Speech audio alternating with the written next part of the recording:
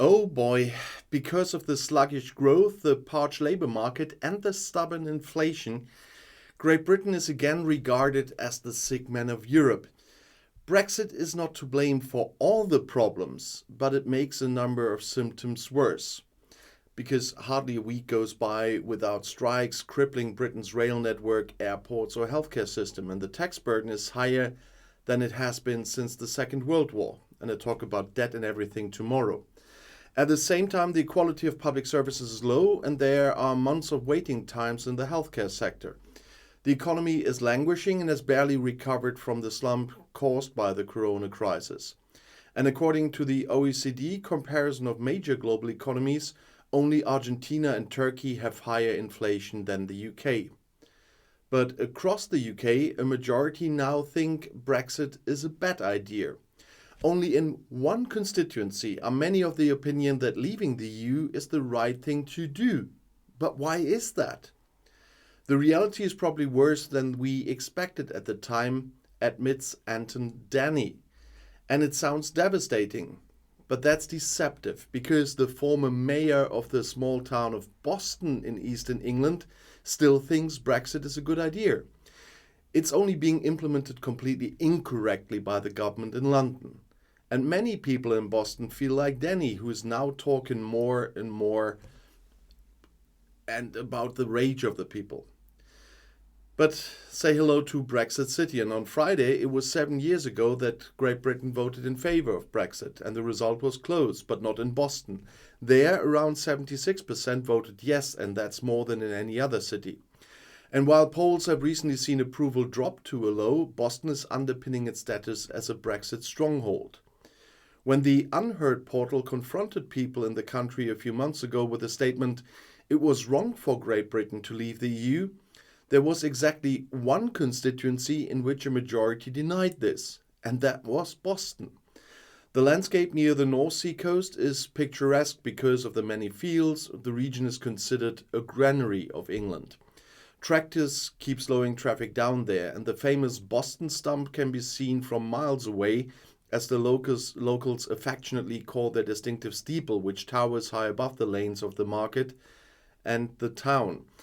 In the church shop, there are people that some journalists asked, and they were asked, are you still for Brexit? But of course, they emphasize friendly that many foreigners who have moved to Boston in recent years are the reason. I no longer dare to go into town alone in the evenings, they say. And as them, many think. Reality gives them more reasons, gives them more evidence that they really need Brexit, is at least the opinion of ex-Mayor Denny. The supporters of leaving the EU had promised stricter immigration rules, and in Boston they are still waiting for it. The city sees itself as cosmopolitan, and many of the pilgrims who emigrated to America on the Mayflower in 1620 came from there. And the city on the US East Coast is called Boston because it was co-founded by people from there. But the people of Lincolnshire are slowly having enough. Once a thriving port city, there has hardly been a negative statistic in recent years where Boston has not been cited. It is the fattest city in the country, the one with the worst integration and the lowest wages, and statistically the one with the most murders. Many people point to the high influx of migrants. It's mainly people from poorer EU countries who spend the day in groups on the market square, that's what they say in the pubs there. Lured by the once thriving agricultural economy, some would work for low wages and live in rundown houses, often with too many people in one room. Between 2011 and 2021, the number of newcomers increased tenfold. In the evenings, they would drink alcohol on the square in front of his cafe, despite the ban, says Danny, and he's, by the way, a member of Prime Minister Rishi Sunak's Tory party. But he insists he bears no grudges. Rather, he feels betrayed by London. The government finds no means against the high number of migrants, and in fact, experts point out that since Brexit, for example, there have been no readmission agreements with EU countries for irregular arrivals. And in practice, this has consequences. Many have the impression that they are strangers in their own city, says Danny. The municipality remains alone with their worries, and no language courses would be offered, no schools would be built, no teachers would be hired.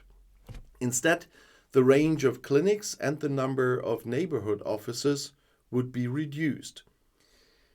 Illegal waste disposal is increasing, as is shoplifting and drug dealing. Our town was pretty, take a look at it. Now she's junk, says Danny, pointing just around somewhere. And for the ex-mayor, it's clear the only solution could be more Brexit. In fact, not everyone in Boston sees it that way. Tourist guide Jane Kitely sits in the mansion in Fidel House and smiles and says, there are so many small-minded people in the town. They thought that they would just span their fingers with Brexit and all migrants would be gone in one fell swoop. And she is one of the few that voted Remain in 2016. And she says that's nonsense, just like Brexit. And statistics agree with Kitely. Trade with the EU has collapsed. New customs duties and bureaucratic regulations are hampering exchanges with their closest neighbors. According to experts, the participation in the East Asian Trade Pact CPTPP, which is acclaimed by Brexit friends, hardly outweighs a fraction of the losses in EU business. And food prices have risen and real wages have fallen. The extra money promised by ex-Prime Minister Boris Johnson for the ailing NHS health service, I just say the red bus, which could be saved on payments to Brussels thanks to Brexit, never arrived there. Well, it never arrived anywhere. Some of it is also due to the consequences of Corona, the Russian war against Ukraine. But it's obvious to everyone of a sound mind that Brexit is part of that much that's going wrong there. Life across the country in both the Remain and Leave areas is becoming increasingly constrained, cruel and Britain. And that was commented by columnist Matthew Syed in the Sunday Times. The nation is caught in a nightmare, he says. Well, the Brexit referendum took place on June 23rd in 2016, and it offered the British electorate the choice to either remain in the EU or leave it. The final result across the entire UK was in favour of leaving, with 51.9% of the voters of the day supporting Brexit. In Boston, however, the majority of voters favoured leaving the EU by a significant margin. Boston in Lincolnshire is known to have a high proportion of residents who voted in favour of Brexit.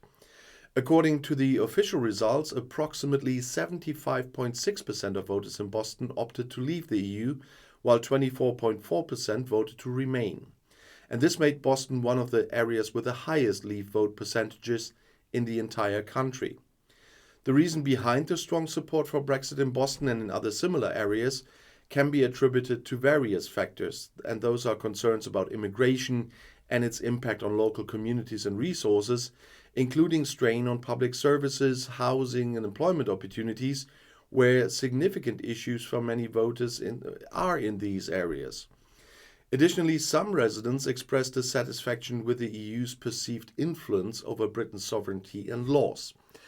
And all the reasons they are claiming are, in fact, the problems. That's why I cited Danny so much. German journalists visited Boston once again. They did that before.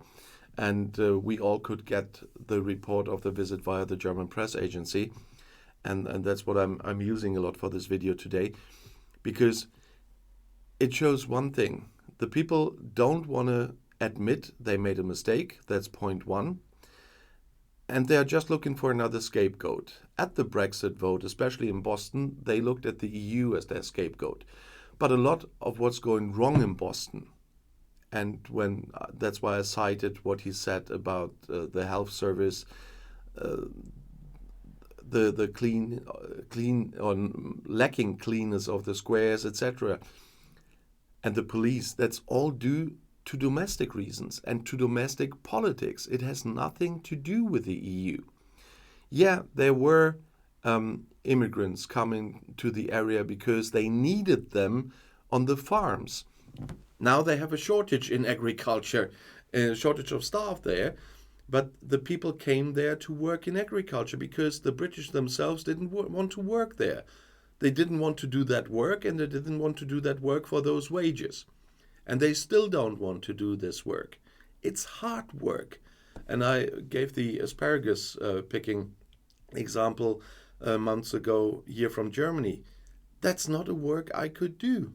It is so hard, physical work.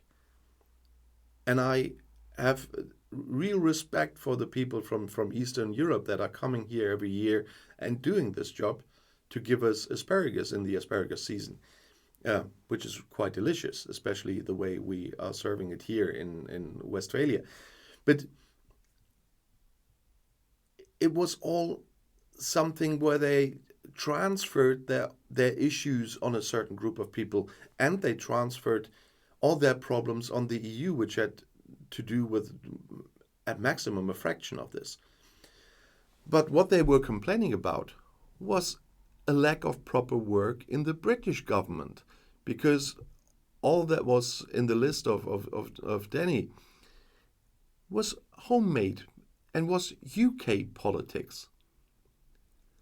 And now Brexit came, and Brexit shows what Brexit really means.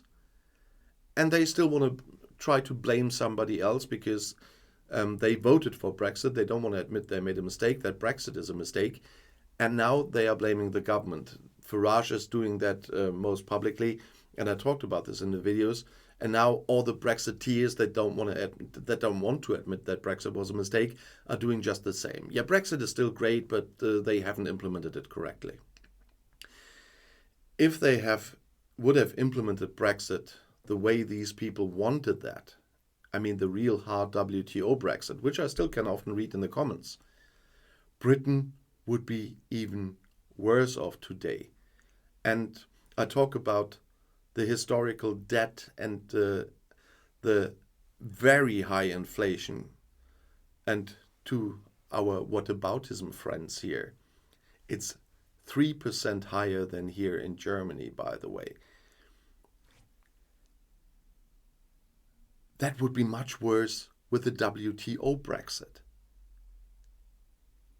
And that's what they don't want to admit. And they are still claiming, yeah, they didn't give us the WTO Brexit. We wanted the hard Brexit, the full Brexit. And I like it when the people claimed in the comments after I did my clarification video, yes, on the ballot there was only leave or remain. And leave means we don't have any relationship anymore, blah, blah, blah. No, on the ballot there just was, what do you want to do now? Stay in the EU or leave the EU?